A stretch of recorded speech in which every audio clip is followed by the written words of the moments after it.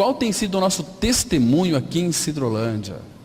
Será que é só de vir e reunir como igreja do Senhor? Isso é importante, sim, claro que é. Mas, irmãos, parece que nós estamos amarrados, como uma vez a Andréa Fontes, ela contou uma ilustração muito interessante de um jovem que nasceu paralítico, de uma jovem que nasceu paralítica, e quando ela completou 16 anos, né? Então ela teve uma visão muito linda do Senhor, ela conheceu o Senhor, uma experiência com o Senhor, e estava paralítica, ela só mexia a cabeça. Então ela orou ao Pai, dizendo o seguinte: Senhor, o Senhor tem todo o poder, os médicos dizem que eu não tenho condições de levantar dessa cama, eu só consigo mexer minha cabeça, meu corpo está todo paralisado. Então ela orava ao Senhor buscando a cura. Aí como que o Senhor falou com ela, dizendo o seguinte: olha, que bom que você me entende, porque o meu corpo está paralisado, que é a igreja, a cabeça se movimenta para lá e para cá, a cabeça manda ordens para o corpo, mas nenhum dos membros se mexem. Claro que essa irmã depois ela foi curada, ela foi restaurada, milagre aconteceu na vida dela. Irmãos, às vezes nós temos que pensar e analisar o seguinte: como nós estamos, irmãos, como igreja, corpo de Cristo? Será que nós não estamos paralisados, estáticos, né? Então, isso é muito sério. Então nós temos que buscar diante do Senhor luz, entendimento, e para que Ele nos torne homens e mulheres intrépidos. Porque, irmãos, nós temos coragem para fazer tantas coisas, mas quando nós nos voltamos para a palavra de Deus, para ouvir o que o cabeça tem para nos falar, o nosso amado Senhor, nós não queremos compromisso com Ele, irmãos. Nós corremos dele. Nós gostamos de fazer todo e qualquer tipo de compromisso, com o nosso trabalho, com a nossa família, uma série de coisas, mas quando aquilo que é concernente ao Senhor, nós demos um passo para trás. Ele está dizendo: avança, dá um passo para frente, nós damos um passo para trás. Nós não queremos, irmãos. Então, se nós não quisermos, Ele também não vai querer operar em nós. Por isso que existem tantos cristãos que já creram nessa mensagem da cruz, mas que a vida dessas pessoas são vidas miseráveis, não expressam o Senhor, vivem uma vida caótica, vivem uma vida sem expressão de Cristo, vivem uma vida, às vezes leem as Escrituras, às vezes oram aquelas orações monótonas, né? Só por um desencargo de consciência, não tem aquele frescor da parte do Senhor, não tem aquela alegria, irmãos, entende? Hoje nós vamos tratar desse assunto aqui, a simples e poderosa palavra, ou a suficiência das Escrituras Sagradas. Vamos ler aqui, inicialmente, o Salmo, capítulo 19, versículo 7, que diz assim: a lei do Senhor é perfeita e restaura a alma. O testemunho do Senhor é fiel e dá sabedoria aos simples. Vamos ter uma palavra de oração, irmãos. Maravilhoso Pai, graças te damos por esse tempo tão precioso, porque quando nós nos reunimos, ó Pai, é um tempo precioso. Pai, obrigado porque nós temos o Teu falar. O Teu falar, ó Pai, ele é cortante, ele é penetrante. O Teu falar, ó Pai, é como que a espada de dois gumes, que penetra profundamente em nosso coração. E ela divide alma e espírito. Então nós podemos ter o discernimento de tudo aquilo que é alma, de tudo aquilo que é espírito, pela Tua palavra. Agora, Pai, nós suplicamos ao Senhor, assopra sobre a Tua palavra. Pai Santo, vivifica a Tua palavra nesta manhã aos nossos corações. Edifica-nos como Tua igreja. Pai, como é triste saber que o nosso amado Senhor Jesus, Ele tem tanta saudade de nós. Pai, Ele nos deseja tanto a estar na presença dEle, onde nós possamos contemplá-lo com os nossos olhos nus. Pai, mas nós como igreja, Pai, nós sentimos vergonha por isso, porque nós não anelamos a volta do Senhor. Pai, tem misericórdia de nós. O Senhor é um Deus tão longânimo. Pai, nós estamos envolvidos com tantas coisas deste mundo, Pai. Mas, por misericórdia, nos faz enxergar toda a realidade espiritual que está na pessoa do Filho. O quanto Ele nos ama e o quanto Ele fez por nós. Tirando o nosso velho coração, nos dando um novo coração, nos dando ouvidos sensíveis à voz do Teu Espírito. Nos leva, Pai, para aquele que é perfeito, para que nele nós sejamos aperfeiçoados a cada dia mais. Em nome de Jesus nós oramos. Amém. Irmãos, vocês devem ter lido ou já ouvido falar de George Miller. Ele sempre dependeu do Senhor e também da sua palavra. E ele diz que mais de 20.000 vezes ele foi se deitar à noite sem ter o que comer no outro dia. Tanto ele quanto também aquelas 2.000 crianças nos quais Deus havia colocado o encargo no seu coração.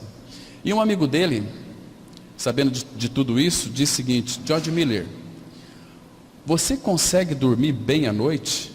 Por exemplo, amanhã eu tive informação de que no orfanato não tem absolutamente nada. Você consegue dormir bem? Você está dormindo bem essas noites? Ele disse assim: olha, todas as noites eu durmo tranquilo. Mas por quê? Porque ele pegou a Bíblia, levantou para cima e disse o seguinte: porque eu já li este livro mais de 100 vezes.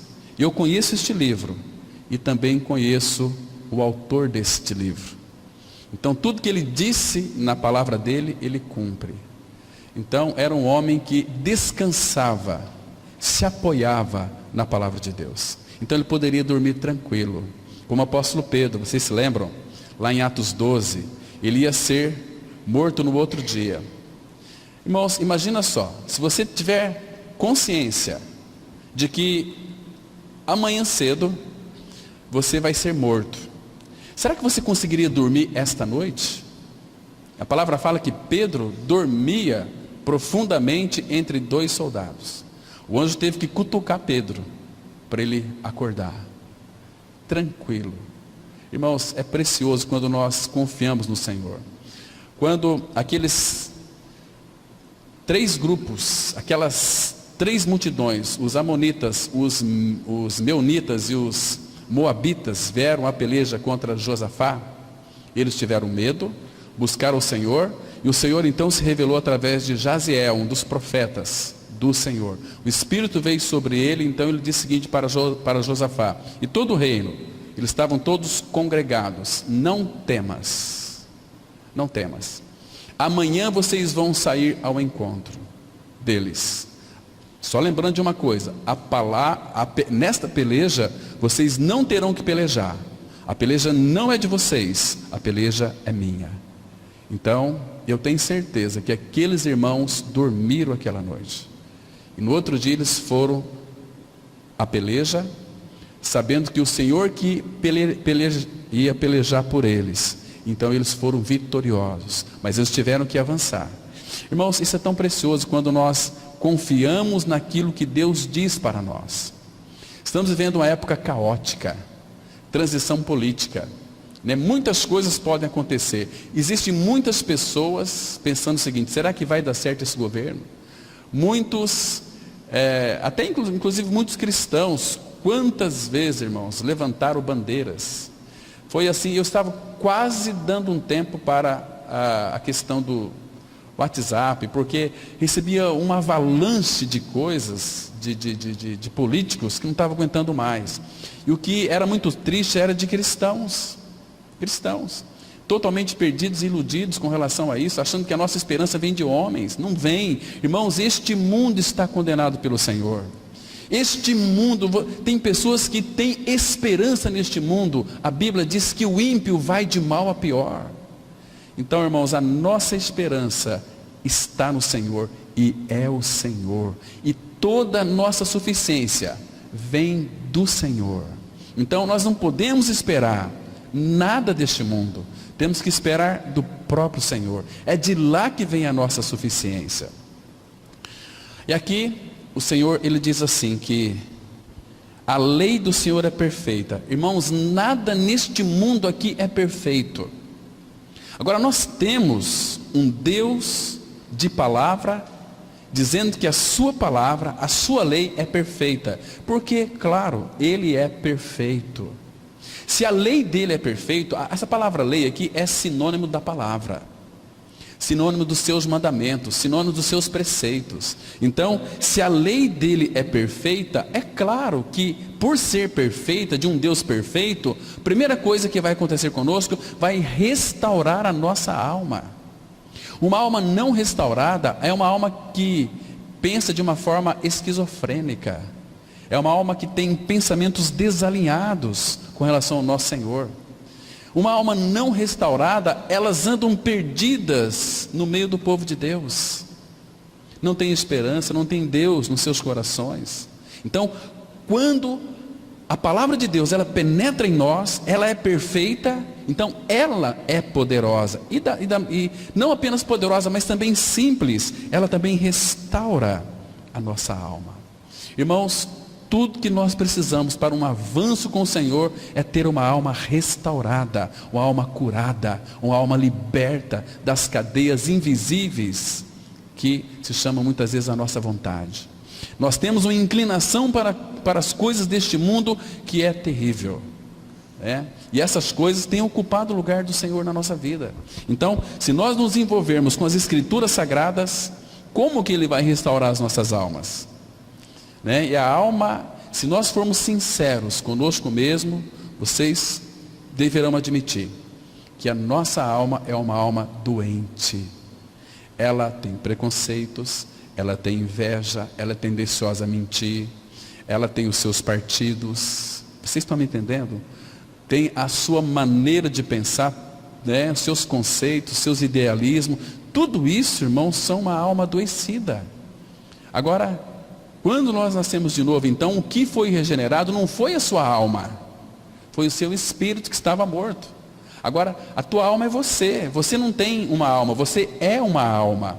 Você tem vontade, você tem mente, você tem pensamentos, você tem emoções. E somente a palavra, quando de fato você começa a ingerir a palavra, se alimentar da palavra, a Bíblia diz que ela é poderosa para salvar as vossas almas. É na perseverança que ganhareis as vossas almas. Então, irmãos, a obra da cruz, Cristo fez perfeitamente, não precisa de nenhum retoques humanos. Mas na salvação da alma, Ele vai fazer, mas junto conosco, vai mostrando quem nós somos. Às vezes, irmãos, não fica assim perturbado, talvez achando que você não é filho de Deus, quando você tem uma crise de nervos. Porque aquela crise de nervo, foi o Senhor que provocou um arranjo circunstancial para que você se defrontasse com um problema, para Ele tratar com o seu nervosismo, tratar com a sua ira, tratar com a sua birra, tratar com a sua maneira distorcida de enxergar o Senhor, porque Ele quer lhe conquistar, como conquistou Paulo. Não que eu já tenha alcançado, mas uma coisa faço, avançando-me para as coisas que diante de mim estão, esquecendo daquelas que ficaram para trás. Agora, a partir do novo nascimento, nós temos um avanço. A vida cristã é um avanço para frente. Infelizmente, muitos têm vivido uma vida de retrocesso. Aqueles que retrocedem, Deus diz o seguinte, Hebreus 10, a minha alma não tem prazer nele, porque não avança, não caminha para frente. Então, a lei do Senhor, ela é perfeita e restaura a alma. Agora tem outro detalhe aqui, o testemunho do Senhor é fiel. Presta atenção. O testemunho do Senhor é fiel e dá sabedoria aos simples. Irmãos, Deus tem um testemunho. Essa palavra aqui, testemunho, é como que um depoimento divino. O depoimento divino que Ele tem para nós é relacionado ao seu Filho Jesus Cristo. Ele tem um testemunho para a sua igreja, é o Filho. Ele deu o seu Filho para a igreja. Agora, irmãos, existe um testemunho mais lindo do que esse? Abra sua Bíblia comigo, por favor, em 1 João, capítulo 5. 1 João, capítulo 5, nós vamos ler aqui o versículo 10. Versículo 10, porque quando muitos, de fato, deixam de crer no Senhor, na sua palavra, naquilo que Deus diz, chamam Deus de mentiroso, né? São pessoas que acham que sabem mais do que Deus. Mas Deus tem um testemunho. Primeira carta do apóstolo João, capítulo 5, versículo 10. E a Bíblia diz assim, vamos ler com bastante cuidado e bem compassadamente. Aquele que crê no Filho de Deus tem. Essa palavra crer, vocês sabem o que ela significa. Estar unido a alguma coisa, a Cristo. Então, aquele que crê no Filho, significa que eu estou unido ao Filho. Eu creio em Jesus e eu estou unido a Ele. Nada mais pode me separar. Quem nos separará do amor de Deus? Que está em Cristo. Nem morte, nem a vida, nem anjo, nada poderá nos separar. Então, diz aqui, aquele que crê no Filho de Deus tem em si o testemunho. O testemunho do Senhor é fiel. O Filho de Deus é fiel. A sua fidelidade é de eternidade a eternidade. Então, agora olha a parte B do versículo 10. Aquele que não dá crédito a Deus, ou aquele que não crê no Senhor, o faz mentiroso. Quando uma pessoa não crê no testemunho que Deus dá do seu Filho, esta pessoa está chamando Deus de mentiroso. Está me compreendendo? É igual as pessoas que murmuram. Quem murmura está dizendo assim para Deus: Deus, você está errado. Esse aqui é o sentido de murmuração. Deus, você está errado. Então, porque não crê no testemunho que Deus dá acerca do seu Filho. Então Deus tem um testemunho para a sua igreja, que é o seu Filho Jesus. E ele vai explicar aqui no versículo 11, olha só que interessante. E o testemunho é este, que Deus nos deu a vida eterna, e esta vida está no seu Filho. Então, aquele que tem o Filho tem a vida, aquele que não tem o Filho de Deus não tem a vida. Irmãos, vocês observaram como que João interpretou isso aqui pelo Espírito? O testemunho do Senhor é fiel e dá sabedoria aos simples. Então, ele começa a descrever aqui, o testemunho de Deus é Cristo. Então, aquele que crê no Filho tem em si o testemunho, e o testemunho é esse, que ele nos deu a vida eterna. Então, quem tem o Filho é o mesmo que dizer, eu tenho o testemunho de Deus. Qual que é o testemunho de Deus? A pessoa do Senhor Jesus habitando em meu interior. Estão me compreendendo?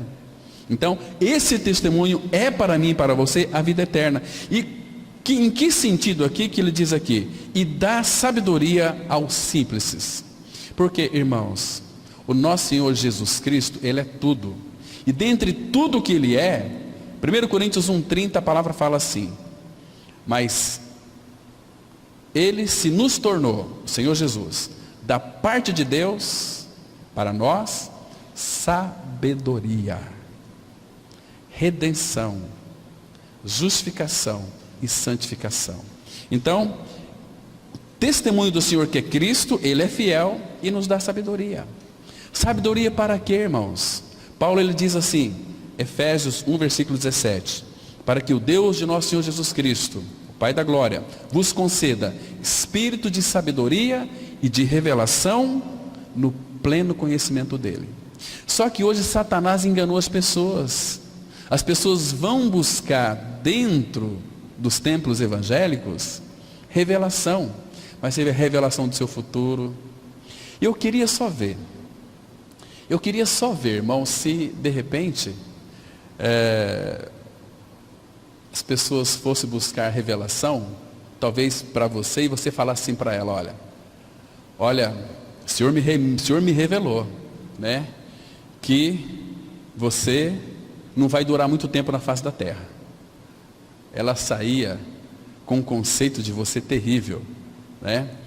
Mas algum tempo atrás nós atendemos um casal e a primeira coisa que ela perguntou para mim foi se eu era batizado com o Espírito Santo. Eu disse, eu sou. Então o senhor fala em línguas? Falei, não falo. Então você não pode dizer que é? Eu disse, quem foi que disse que o falar em línguas é um testemunho de que de fato eu sou batizado com o Espírito Santo? Aí mostrei os textos lá de Atos capítulo 11, quando nós cremos no Senhor, somos batizados com o Espírito Santo, Jesus quem batiza com o Espírito Santo. E aí, olha, mas eu creio em revelação. Eu falei, eu também creio. A Bíblia é a palavra revelada de Deus, mas não é nesse sentido que eu creio. Eu creio que Deus fala comigo, Ele traz muitas revelações para mim. E aí o casal começou a falar toda a sua vida. Aí eu falei assim, brincando, não devia ter feito isso, mas eu fiz. Olha, Deus está me revelando que vocês são isso, aconteceu isso. Então, pastor, você tem revelação. Eu falei, não, você me contou tudo isso. É que vocês falam tanto que às vezes nem atenta àquilo que vocês estão falando. Vocês falam um monte de besteira e asneiras, então vocês são presas fáceis nas mãos do diabo. Mas a revelação de Deus, ninguém vai buscar. Porque a revelação da palavra esclarece e dá sabedoria aos simples. O testemunho do Senhor é fiel e dá sabedoria aos simples. Por isso, irmãos, que existem muitos livros que nos trazem muitas informações, mas somente a palavra de Deus é que transforma o ser humano e transforma de dentro para fora. Então Deus tem um testemunho para a sua igreja, que é o Senhor Jesus. Então vamos hoje analisar juntos sobre essa questão aqui da simplicidade da palavra e quão poderosa é a palavra. A Bíblia pode ser chamada a gramática de Deus para a linguagem dos homens transformados. Coloquei transformados aqui por quê? Porque se você não for um homem ou uma mulher que creu em seu novo nascimento em Cristo, na sua morte e ressurreição com Cristo, você nunca pode ser transformado. A nossa transformação, ela acontece a partir do novo nascimento. Não é assim? Hoje, as pregações são assim, vão para a nossa igreja que Deus vai te transformar. Não, não é esse sentido. Enquanto você não nascer de novo, você nunca pode ser transformado. Não é um compêndio de informações para mentes curiosas, mas uma mensagem poderosa para a transformação de vidas. Como afirmava Moody, as Escrituras não foram dadas para aumentar nosso conhecimento, mas para mudar nossas vidas. Quando recebemos e cremos na palavra de Deus, então ela nos transforma de dentro para fora. Veja aqui, o texto precioso de Isaías 35, versículo 7. Vamos ler juntos. E a terra seca se transformará em tanques, e a terra sedenta em mananciais de águas, e nas habitações em que jaziam chacais, haverá erva com canas e juncos.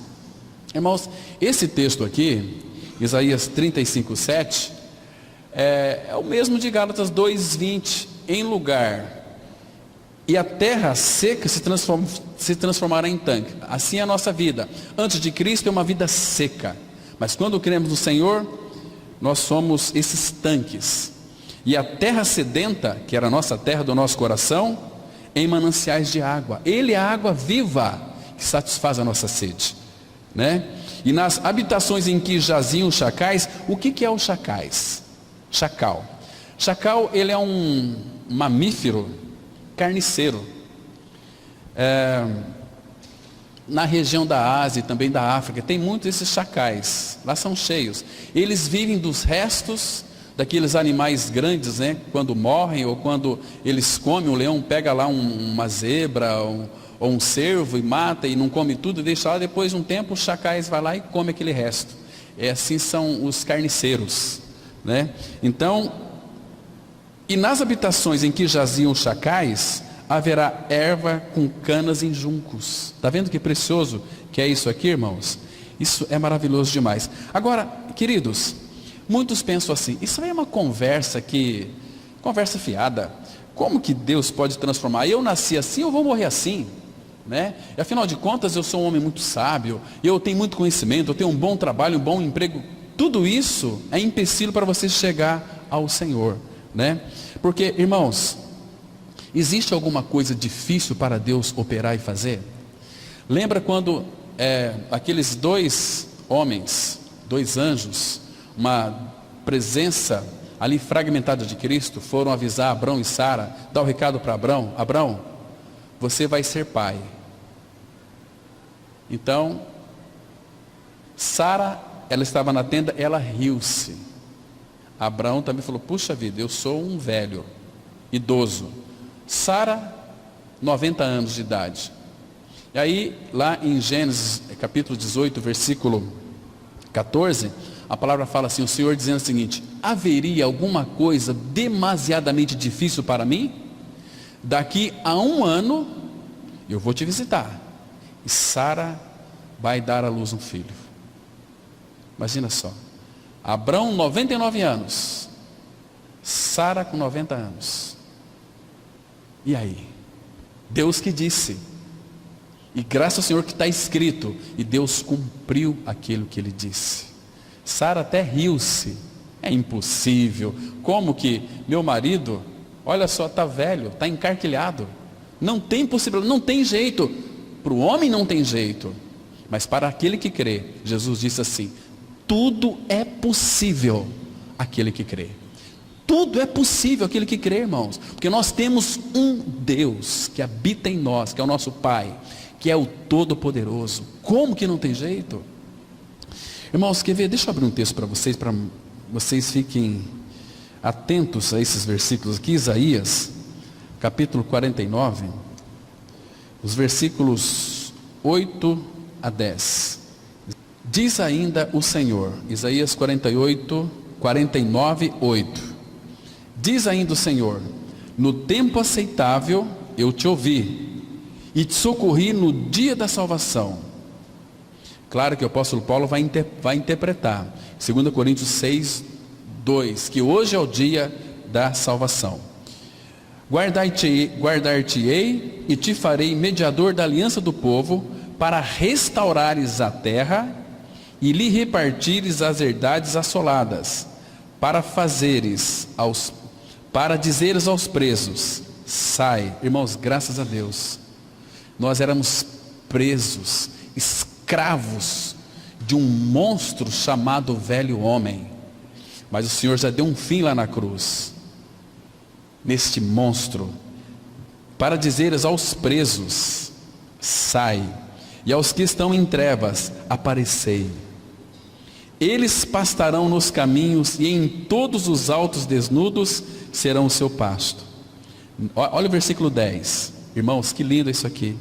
Não terão fome, nem sede, a calma nem o sol. Essa palavra aqui, calma, é a hora mais quente do dia. É a calma, né? A calma nem o sol os afligirá, porque dele se compadece, os guiará e os conduzirá aos mananciais das águas. Irmãos, tudo isso nós temos em Cristo Jesus. Tudo isso. Por isso que o Salmo 121 diz assim: de dia não te molestará o sol, nem a lua de noite, o Senhor te guardará de todo o mal. Nós somos filhos de Deus em Cristo Jesus. Irmãos, que povo abençoado nós somos. Como nós temos que viver uma vida de gratidão ao nosso amado Senhor. Então, ele disse aqui que no lugar onde jaziam os chacais, haverá erva com canas e juncos. Claro, João ele diz assim, João 4, versículo 14: quem beber da água que eu lhe der, jamais terá sede. E lá em João capítulo 6, 35, ele diz o seguinte: quem comer da minha carne, jamais terá fome. Isso é precioso, irmãos. Vamos avançar um pouquinho mais. Em nossa caminhada com o Senhor, certamente teremos muitas experiências maravilhosas, mas a experiência pode facilmente ser falsificada, mas as Escrituras não. Ela foi consumada e definitivamente entregue aos homens. A fiel palavra de Deus transforma o simples em sábio. A palavra hebraica traduzida por símplice vem de uma expressão que significa uma porta aberta. Ela evoca a imagem de uma pessoa ingênua que não sabe quando fechar sua mente contra um ensinamento falso e impuro. Ela não tem discernimento, é ignorante e influenciável, mas a palavra de Deus a torna sábia. Vamos ler Salmo 119, versículo 99, que diz assim: compreendo mais do que todos os meus mestres, porque medito nos teus testemunhos. Irmãos, essa palavra aqui, testemunhos, é da mesma natureza que a sua palavra, o seu preceito, as suas leis, os seus estatutos, os seus mandamentos, tudo aqui está nessa palavra testemunhos. Não podemos confundir testemunhos com o testemunho, né? Que é Cristo. Agora, irmãos, compreendo mais do que todos os meus mestres, porque medito nos teus testemunhos. Eu vou, se Deus assim permitir, passar uma mensagem para vocês de um irmão lá do Rio de Janeiro.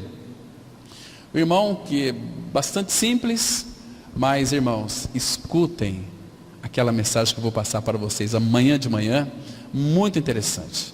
Uma mensagem que edifica.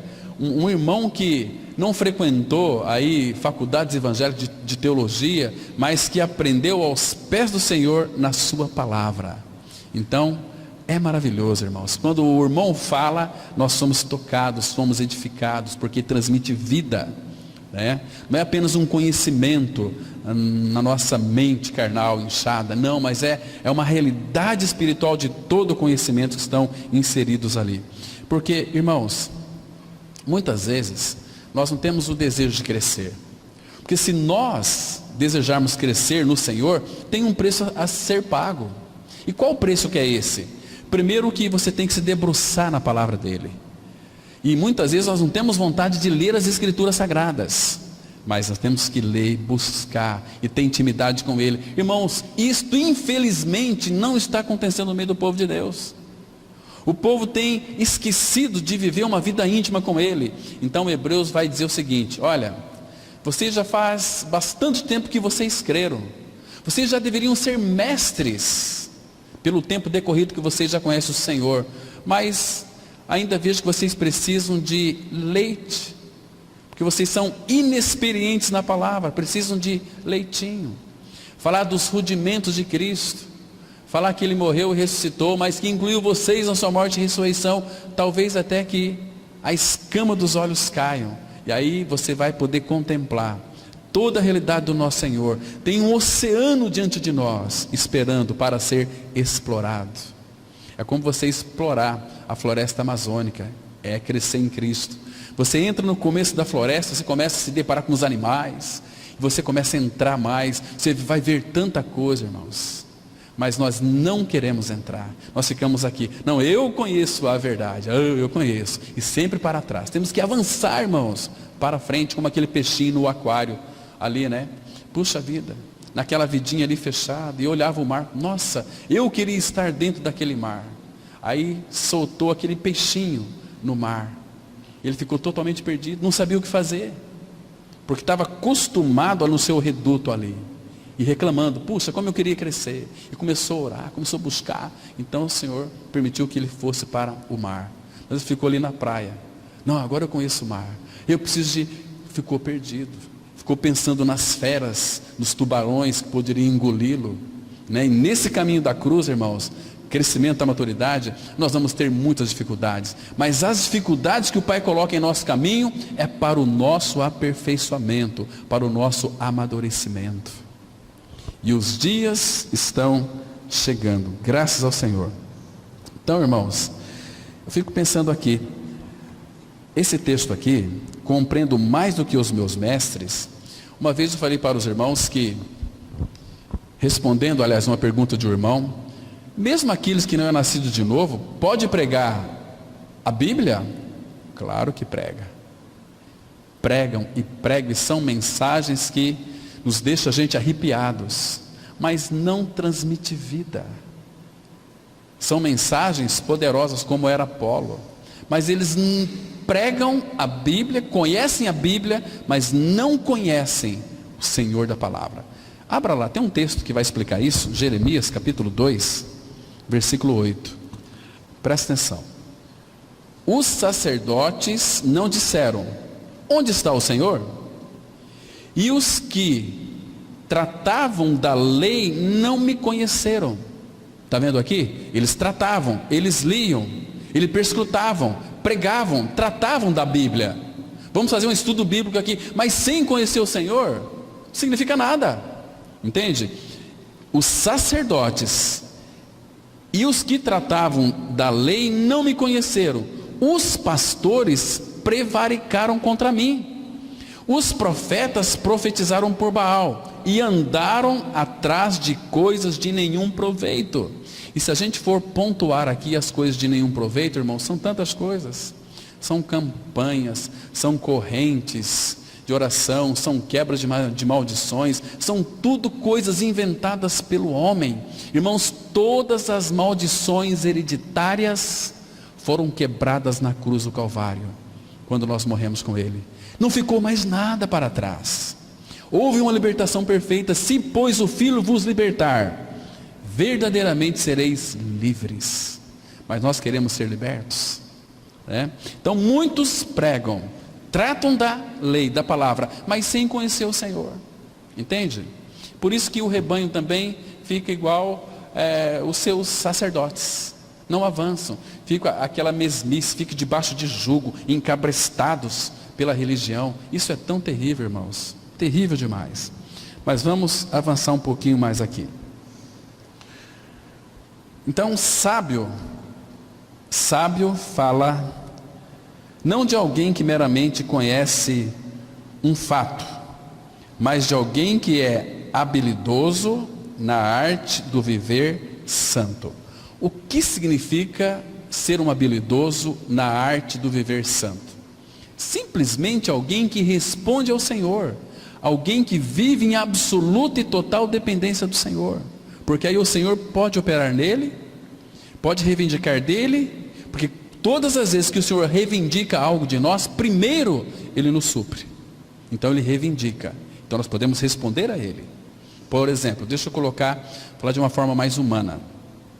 Está aqui,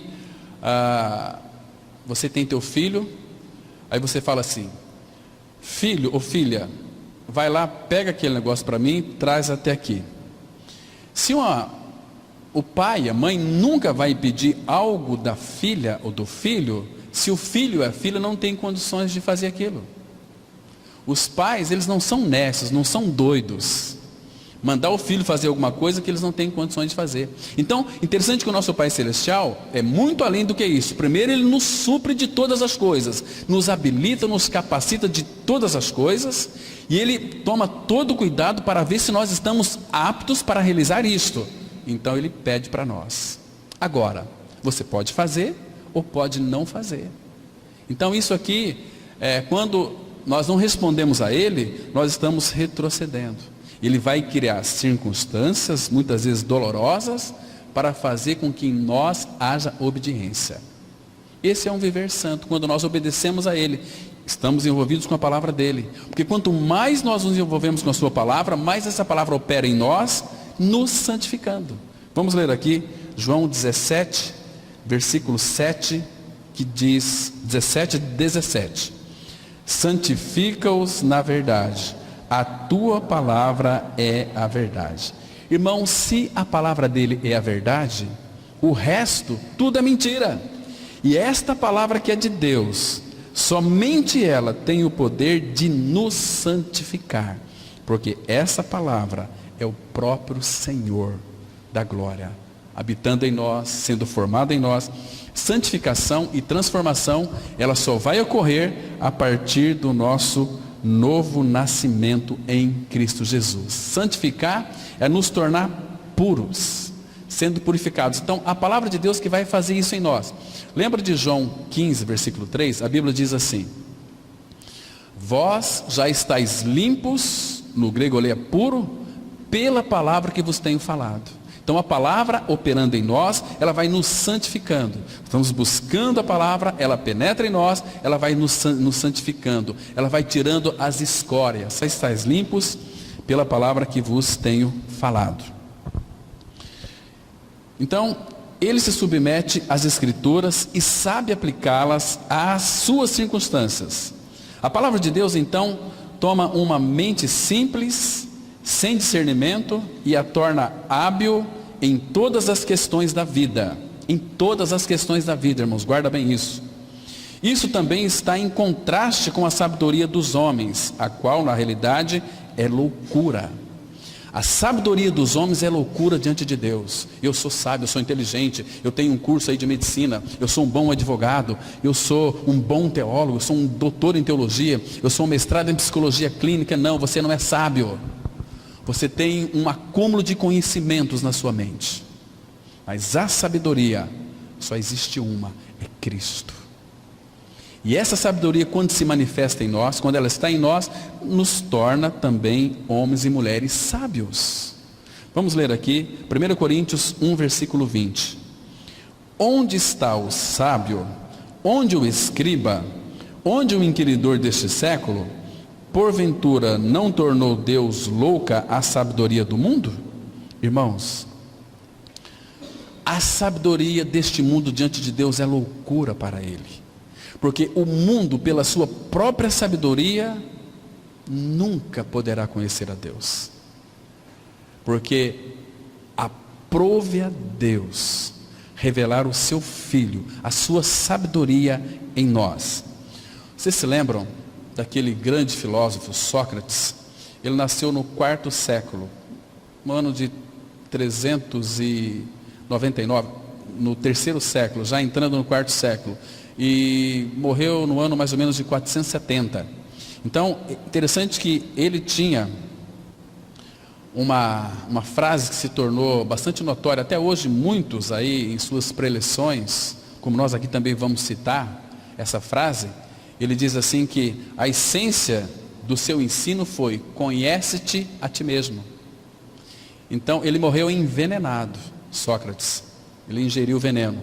Agora, conhece-te a ti mesmo. Irmãos, se você começar a saber quem é você, à luz de Deus, porque nós não nos conhecemos, você vai ficar depressivo. Por que existem pessoas deprimidas? Porque a pessoa ela tem um encontro com ela mesma. Ela se frustra, porque o ser humano é frustrante. É frustrante, está acumulando pecado, aí a depressão vem, a opressão vem, muitas vezes leva até o suicídio.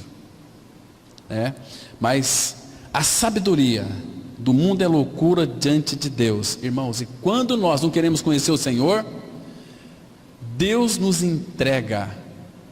Acho que o maior castigo que o ser humano possa receber é isso aqui. Quer ver só? Abra lá em Romanos, vamos dar uma olhada aqui. Romanos, capítulo 1, a partir do versículo 21. Romanos 1, a partir do verso 21.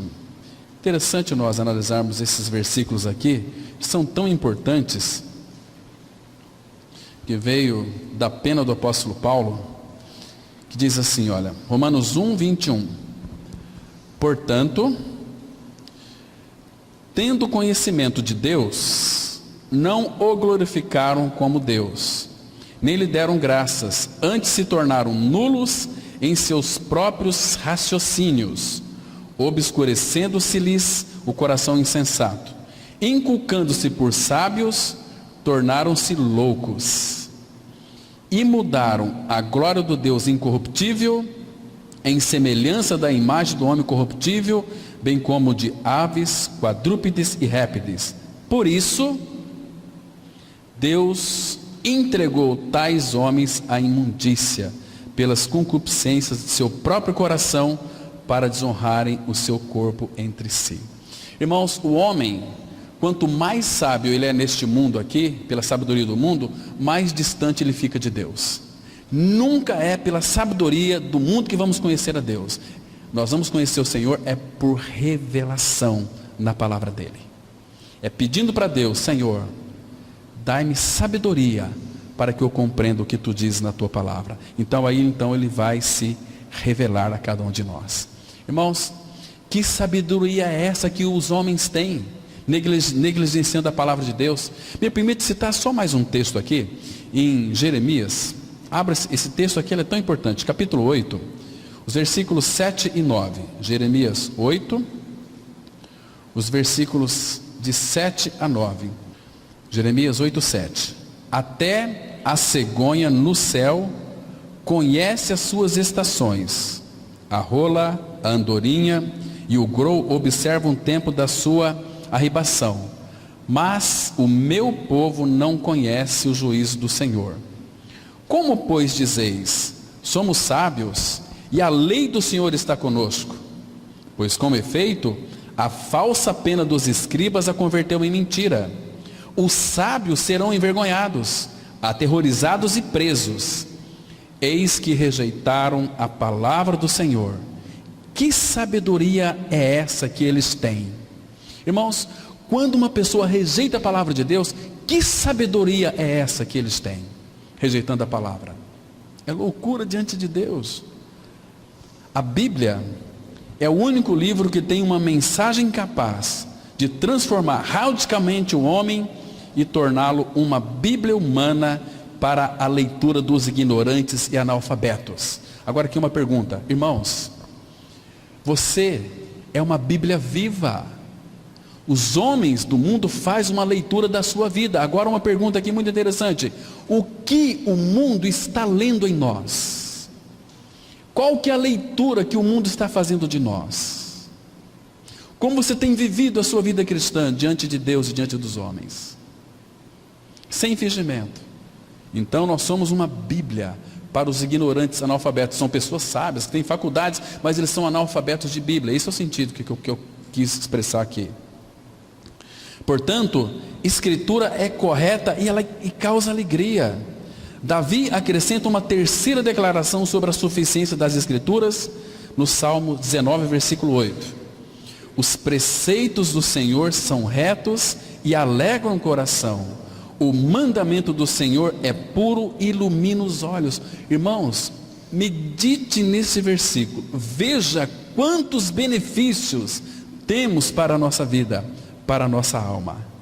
Essa palavra aqui, preceito, ela é uma determinação do Senhor. Ela significa, no sentido hebraico da palavra aqui, é uma ordem dada para servir como regra geral. São os preceitos dele. Regra geral para a vida da igreja. Todos eles. Agora, todos os preceitos dele são retos. E não apenas reto, alegram o coração. Quando você lê as escrituras sagradas, quando o Senhor lhe revela uma verdade, você não se alegra? Você não fica feliz? Fala, Senhor, obrigado, porque o Senhor falou comigo. Obrigado, Pai, porque eu precisava de ouvir essa palavra. Alegra o coração. Porque Ele também é a nossa alegria. Ele é a palavra, Ele é a vida, Ele é tudo. Então, irmãos, bendito aqueles que têm sido diligentes na leitura da palavra de Deus. Eles sempre estão experimentando esta alegria, né? E o mandamento do Senhor é puro. É puro. Você vai encontrar pureza na palavra e ilumina os olhos. Ele abre os teus olhos. A palavra abre os nossos olhos para que nós então enxergamos claramente. Enxergamos quem, irmãos? Não apenas a letra, nós enxergamos o Senhor. Visão espiritual. Então nós podemos crer. Se Ele disse que estaria conosco todos os dias, até a consumação dos séculos, eu não o vejo, mas eu creio que Ele habita em mim. Isso é precioso. E o mandamento, diz Provérbios 6, 23, é luz, é vida. Que precioso é isso. Preceitos são orientações e princípios divinos para o caráter e a conduta. Visto que Deus nos criou e nos recriou em Cristo, quando cremos em nossa morte e ressurreição com Ele. Quando cremos neste fato, Deus nos torna seus filhos amados e por esta causa, Ele sabe como devemos viver a fim de sermos produtivos para a sua glória. Deus pôs nas Escrituras todos os princípios que necessitamos para o viver santo. Todos os princípios estão aqui nessa palavra, para você e eu vivermos em santidade. Tantas pessoas hoje estão aflitas ou abatidas, porque carecem de direção e propósito. A maioria busca em fontes erradas. A palavra de Deus não somente fornece luz para o nosso caminho, mas também determina a rota à nossa frente. Salmo conhecido, 119, versículo 105, diz assim a palavra: lâmpada para os meus pés é a tua palavra e luz para os meus caminhos. Irmãos, observe aqui, neste mundo de trevas, muitas vezes nós não sabemos aonde pisar, muitas vezes Satanás elimina o nosso campo. Irmãos, o ímpio, ele anda sem nenhuma luz, mas os filhos de Deus têm uma lâmpada, que é para os nossos pés, que clareia a nossa caminhada. Nós podemos enxergar, identificar todas as armadilhas satânicas. Você cai se você quiser, mas a palavra de Deus, ela é lâmpada para o nosso caminhar, no sentido que é de caminhar, ela é luz para os nossos caminhos. Lâmpada para os meus pés é a tua palavra, e luz para os meus caminhos. Falei para vocês uma vez aqui, que quando o povo de Israel atravessava o deserto, muitas vezes eles caminhavam à noite, por causa do sol. Naquele deserto tinha muitas serpentes abrasadoras. O que eles faziam? Pegava aquelas lamparinas, amarrava no pé com azeite, e acendia nos 2 pés. Eles iam caminhando, aquela luz clareava o caminho deles, e as cobras abrasadoras, serpentes, não vinham, porque tinham medo do fogo. Era luz e ao mesmo tempo causava temor. Satanás tem temor da palavra de Deus, muito temor. Agora, irmãos, nós precisamos de crer na palavra dele. Essa palavra, ela ilumina, é luz para os nossos caminhos, ela é lâmpada para os nossos pés. Tão precioso nosso Senhor, como Ele tem sido maravilhoso para com a sua igreja, para conosco, irmãos. Então, as Escrituras nos conduz num viver correto, adequado. A palavra de Deus nos traz grande alegria. Se você está deprimido, ansioso, temeroso, duvidoso, aprenda a obedecer ao conselho de Deus e desfrute o prazer que disto resulta. Não se volte para a autoestima e autorrealização. Concentre-se na verdade divina. Nela você encontrará gozo verdadeiro e duradouro. Todas as outras fontes são superficiais e passageiras. O salmista se voltava às Escrituras em busca de ajuda quando estava desanimado e deprimido. Diz assim, Salmo 119, versículo 50. O que me consola na minha angústia é isto, que a tua palavra me vivifica. Irmão, você sabe quais são os conselhos hoje dos pastores, quando a pessoa está muitas vezes deprimida, muitas vezes ela está aflita, angustiada? Procure um psicólogo. Que tristeza isso, irmãos. Irmãos, o Senhor tem revelado ao meu coração algo muito interessante. Muitas pessoas que são deprimidas, e o Filho de Deus pode ficar deprimido, melancólico, mas a depressão não fica muito tempo, ela vai logo embora. Mas um detalhe importante aqui, irmãos, preste bem atenção nisso aqui. Muitas das depressões são frutos de uma natureza pecaminosa não tratada. Porque o homem no pecado, ele é deprimido, ele é deprimente. É uma vida angustiante. Mas para o Filho de Deus não. Davi não está dizendo que ele não estava angustiado. Ele diz assim, o que me consola na minha angústia é isto, que a tua palavra me vivifica, me coloca de pé. O Senhor me pega pela tua mão e me põe de pé. Mas ele vai buscar onde? Na palavra, não em psicólogos. Eu louvo a Deus, irmãos, porque o Pai tem me dado muita oportunidade aqui nessa cidade, para poder falar de muitos assuntos com relação a uma depressão. Semana agora nós vamos em um colégio, dar uma palestra para 35, 40 pessoas, sobre depressão, quais são as causas, porque como lidar com a depressão. Eu falei assim, eu posso ir, mas eu vou esquecer a ética da psicologia, eu vou pregar a palavra. Eu posso? Pode. Então tá bom. Então nós vamos ver se de fato vocês querem ser curados mesmo. Porque ir lá falar de psicologia não leva a lugar nenhum. Porque é do homem para o homem não vai curar o homem. Bem-aventurado o homem que não anda no conselho dos ímpios. Psicologia é você dar conselho para outra pessoa. Você está assim? Então você chega diante do espelho e fala assim, eu sou uma pessoa maravilhosa. Eu sou a pessoa mais linda do mundo. Eu sou uma pessoa assim, nossa, eu sou forte. E a Bíblia diz, Se você quiser seguir, vir após mim, negue-se a si mesmo.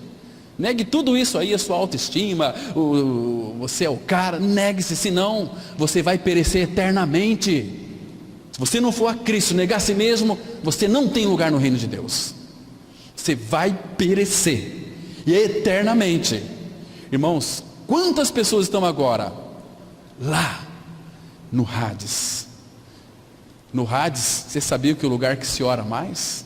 Lugar onde o evento onde se tem mais reunião de oração é no Hades, é no Seol, é no inferno.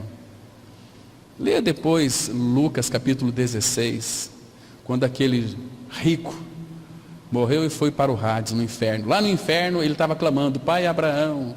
Lá ele teve a consciência missionária despertada. Manda Lázaro na casa dos meus pais, tem 5 irmãos. Não, lá tem Moisés e os profetas. Ouçam-nos, é pela palavra. O Senhor Jesus orou lá em João 17, 20. Pai, não rogo pelo mundo, rogo por aqueles que irão crer em mim, por intermédio da sua palavra.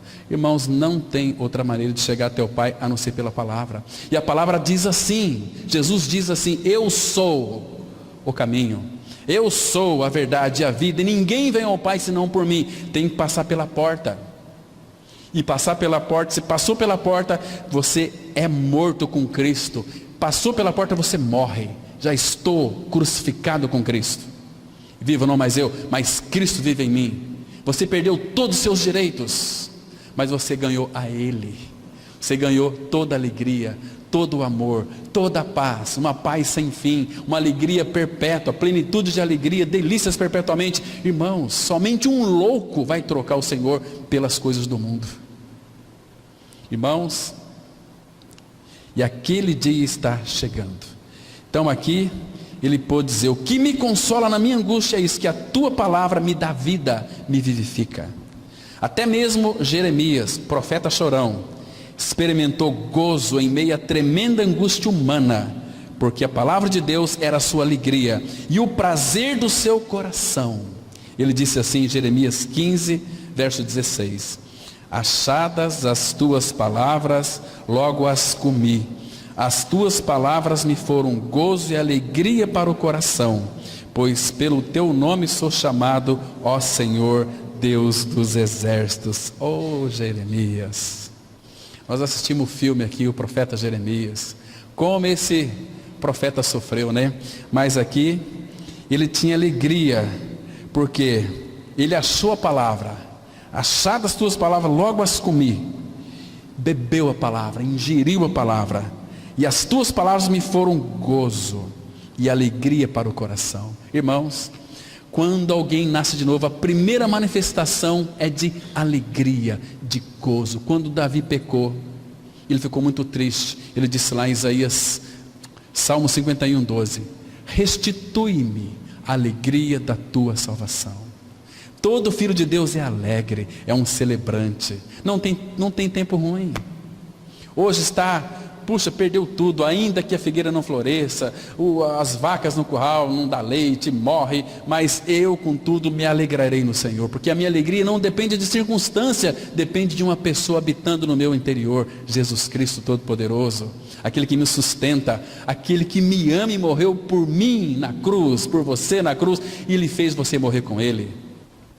Graças ao Senhor, irmãos, porque Ele é tão precioso para nós, tão precioso. O Espírito da vida apanha a espada viva de sua palavra e vivifica os corações ressecados pelos efeitos esclerosantes da morte. É o Espírito da vida quem grava as palavras vivas nas tábuas do coração, gerando a vida que expressa o poder da ressurreição.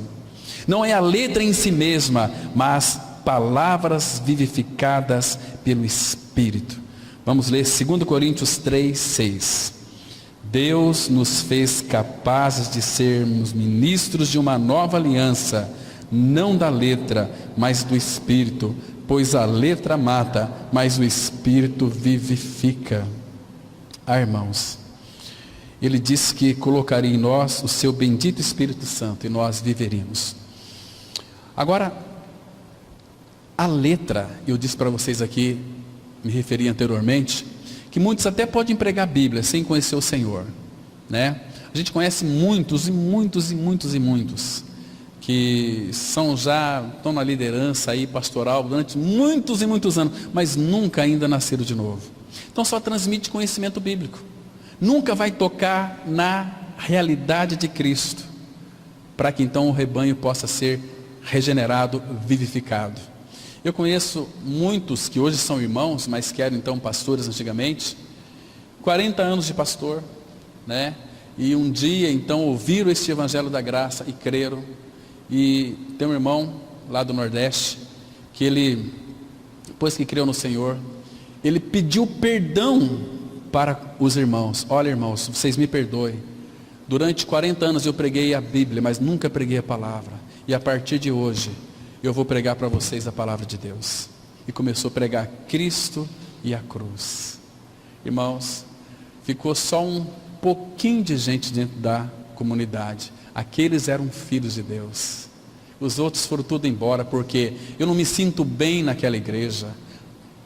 Como que um ímpio vai se sentir bem onde a palavra é pregada? A palavra fala no Salmos 1 que os ímpios, eles não permanecerão, não prevalecerão na congregação dos justos, dos santos. Não tem como, porque a palavra começa a cortar, e ele se sente tão inquieto. Se a palavra corta, ele vai ao Senhor e fala: Senhor, tem misericórdia de mim, liberta de mim mesmo, né? Mas então eles preferem retroceder e ir um lugar onde se sente bem, né? Um louvor gostoso, nem mensagens bíblicas maravilhosas, né? Hoje, irmãos, infelizmente, pecado não tem sido mais tratado nos púlpitos, porque pecado ofende muitas pessoas. As pessoas não querem ser confrontadas com o pecado. Então aquelas mensagens melosas, bonitas, ai como fala bem, ai que delícia, e morre e vai para o inferno. Entende, irmãos? Infelizmente estamos vivendo essa época. A letra mata, mas o Espírito vivifica. Jesus disse assim em João 6,63: as palavras que eu tenho vos dito são Espírito e são vida, porque Ele é vida, a palavra dele também é vida. Palavra de Deus, por isso que a palavra de Deus, Hebreus 4,12 diz que é viva e eficaz, porque Ele é vivo e a palavra dele é viva. Você e eu podemos ser a única Bíblia que os vizinhos vão ler. Muitos porque não sabem ler, muitos porque estão ocupados demais. Precisamos, pela graça de Deus, comer a Bíblia, a fim de podermos, mediante a graça, viver a Bíblia de tal maneira que os outros vejam as marcas de Cristo refletidas em nossa conduta. A nossa vida deve ser uma fiel edição da vida de Cristo. E Paulo escreve aqui, último texto, 2 Coríntios capítulo 3, verso 2. Vós sois a nossa carta, escrita em nosso coração, conhecida e lida por todos os homens. Irmãos, o que nós somos, irmãos? Nós somos a carta de Cristo. Agora, falar que somos carta de Cristo, até um papagaio, se você ensinar ele, ele vai falar. Mas, irmãos, nós temos sido carta de Cristo, escrita em nosso coração, conhecida e lida por todos os homens. Fico aqui pensando, né? Se entrasse algumas pessoas aqui, para começar a fazer uma leitura da nossa vida, o que eles iriam ler em nossa vida? Será que eles iriam ler na nossa conduta, na nossa fala, nos nossos negócios, honestidade, integridade, santidade, Cristo? É para pensar. Então, irmãos, graças ao Senhor, que a palavra dele, ela é viva e eficaz. A lei do Senhor é perfeita e restaura a alma. E o testemunho do Senhor é fiel e dá sabedoria aos simples. Amém. Vamos ter uma palavra de oração. Vamos colocar de pé, irmãos.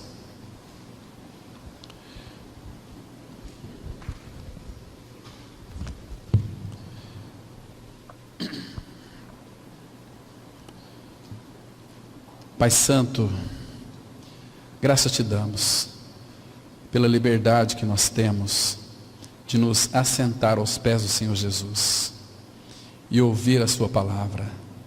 Esta é a melhor coisa. Ele próprio disse para Maria, irmã de Lázaro, que Maria havia escolhido a melhor parte, que é sentar aos pés do Senhor para ouvir a sua palavra, e essa não lhe será tirada.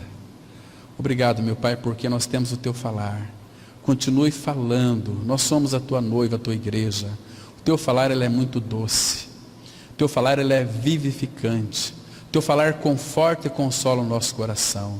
O teu falar, ó Pai, nos liberta de todo e qualquer tipo de angústia, depressão. Continue, Pai, se revelando. Que o teu falar seja um falar penetrante, perfurante.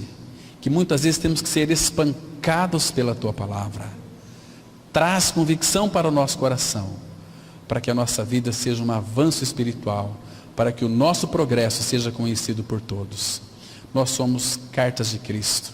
Queremos, ó Pai, que vivamos a tal ponto que os homens possam fazer uma leitura em nós, e não encontrar nada de nós, mas Cristo em nós. Em nome do Senhor Jesus nós oramos. Amém.